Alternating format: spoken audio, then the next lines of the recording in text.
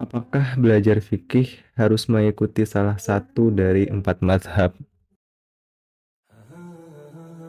Assalamualaikum warahmatullahi wabarakatuh. Pertanyaan yang sering diajukan adalah apakah kita harus mengikuti salah satu dari 4 mazhab dalam belajar fikih? Beberapa orang berpendapat bahwa kita harus memilih dan mengikuti salah satu mazhab yang sudah mapan. Namun, apakah pendapat ini benar?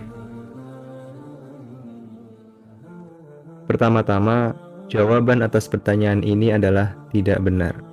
Kita tidak diwajibkan untuk mengikuti mazhab fikih dalam belajar fikih.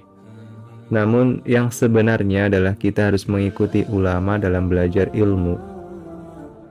Allah Ta'ala berfirman dalam Al-Quran, surat An-Nahl ayat 43, "Maka bertanyalah kepada orang yang mempunyai pengetahuan jika kamu tidak mengetahui." Jadi, seorang penuntut ilmu tidak boleh hanya mengandalkan dirinya sendiri dengan mengambil hukum langsung dari kitab-kitab fikih, menafsirkan Al-Quran, atau membaca hadis tanpa kembali kepada ulama. Kita harus kembali kepada ulama yang ahli dalam tafsir Al-Quran dan hadis, baik mereka yang tidak bermazhab maupun yang terkait dengan salah satu mazhab dari ahlu sunnah wal jamaah. Yang penting adalah kita harus kembali kepada ulama yang kompeten.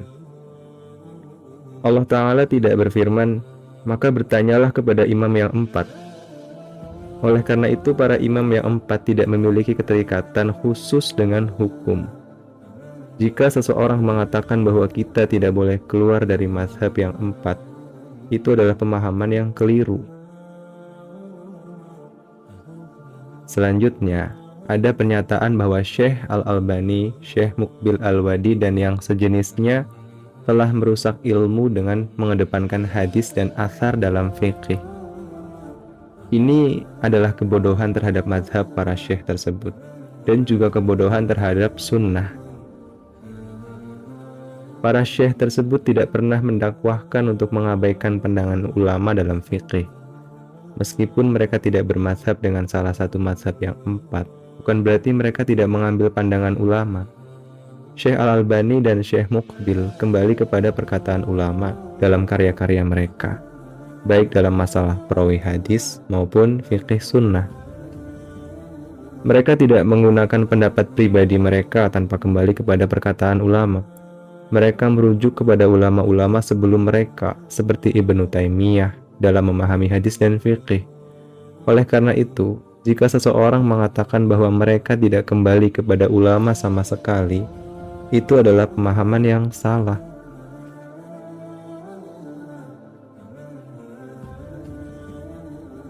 Pada zaman sekarang, banyak penuntut ilmu yang tidak terikat dengan satu mazhab tertentu.